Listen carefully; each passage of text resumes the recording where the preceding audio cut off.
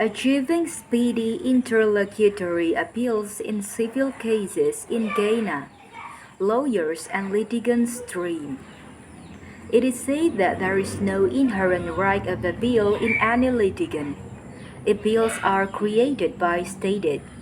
Therefore, any party in a case who is not satisfied with any decision made or order given by a court must appeal by strictly following the rules applicable to the court where the appeal is to be heard. In Ghana, it is the Rules of Court Committee that has the constitutional mandate to formulate the rules of procedure for the various courts, including the court where appeals are heard.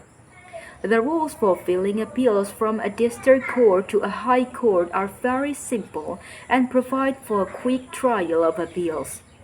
But when it comes to appeals from cases at the High Court to the Court of Appeal, especially interlocutory appeals, it is a different story altogether. The rules are cumbersome and time-consuming and require preparation of appeal record among other tedious tasks.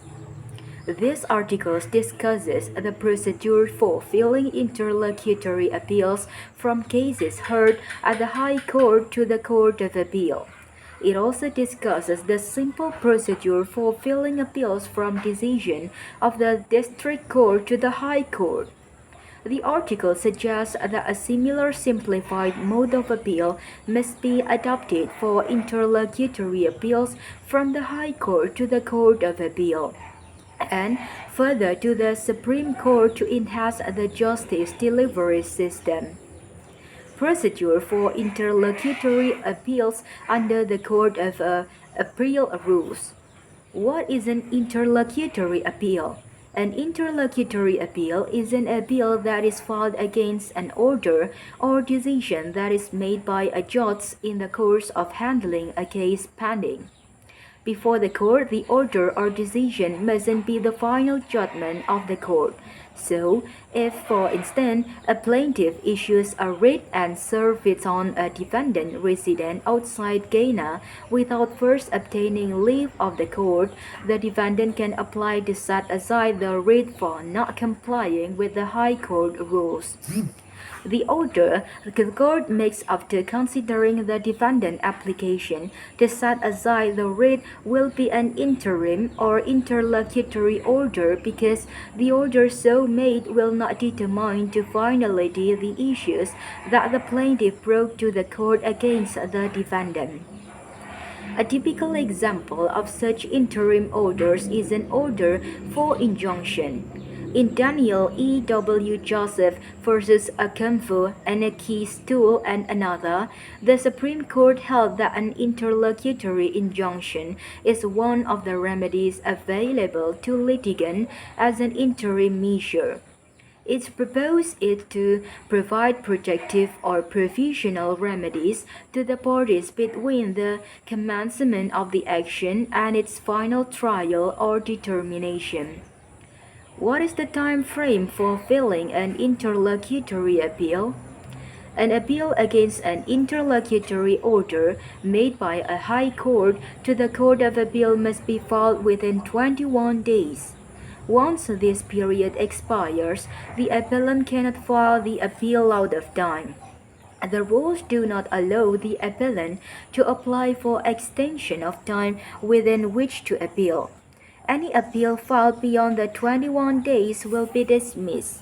Similarly, an appeal from a Court of Appeal decision in an interlocutory appeal to the Supreme Court must be filed within 21 days, and there is no opportunity for extension of time when the 21 days period expires.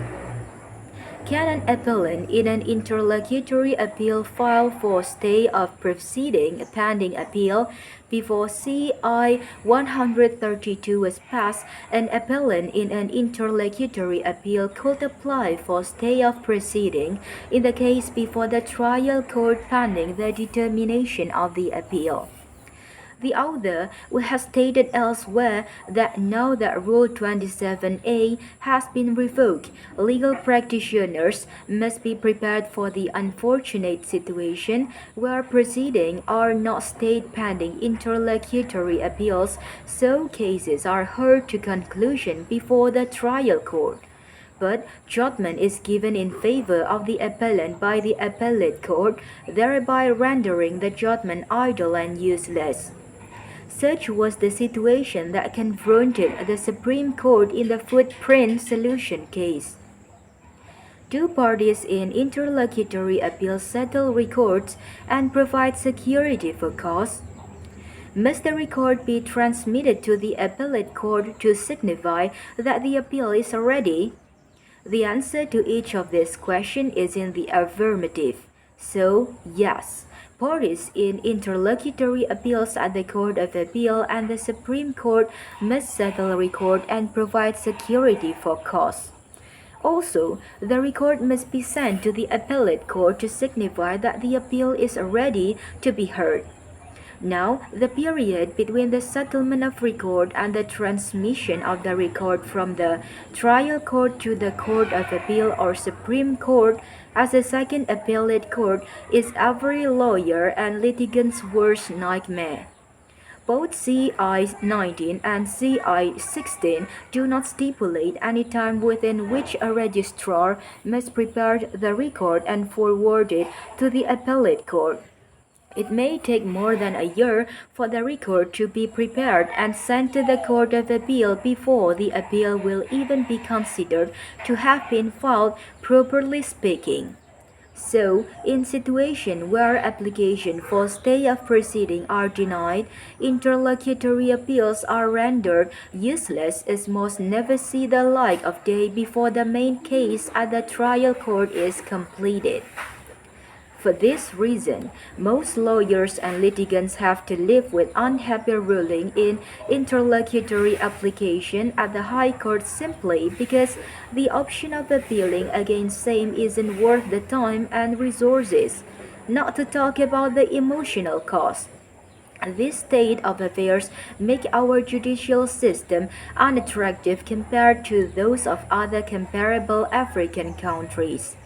The long delays in our court system, including inordinate delays in simple interlocutory appeals, do not make resort to the court an attractive option for our citizens.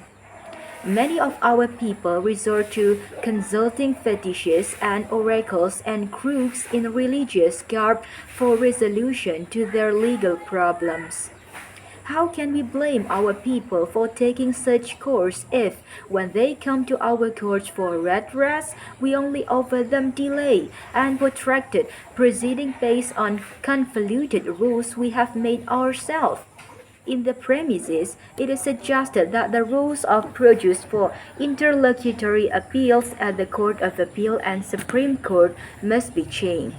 In their state, we must adopt simple procedures of appeal such as those regulating appeals from district court to high court, which is described below. Procedure for interlocutory appeals in the district court. The procedure for handling interlocutory appeals from the district court to high court is different from what regulates interlocutory appeals from the high court to the Court of Appeal. An interlocutory appeal is filed when the appellant submits 4 or more files containing a notice of appeal, the motion paper, the supporting affidavit, and the exhibit used in the district court, the respondent affidavit in the opposition and its exhibit, if any, and the order or decision complaint of to the registrar of the High Court. The appellant must then pay the appropriate filing fee. The High Court registrar will stamp all the documents in each file, and each file will be the record of appeal for the purposes of the appeal. Therefore, there will be no settling of record or preparation of a record of appeal. The appeal will be filed as soon as it is accepted by the registrar and the filing fee is paid. No record must be transmitted or forwarded to the High Court before the appeal will be deemed to be filed. When the record of appeal is thus filed, one file will be served on each party, and proof of service will be placed on the court docket.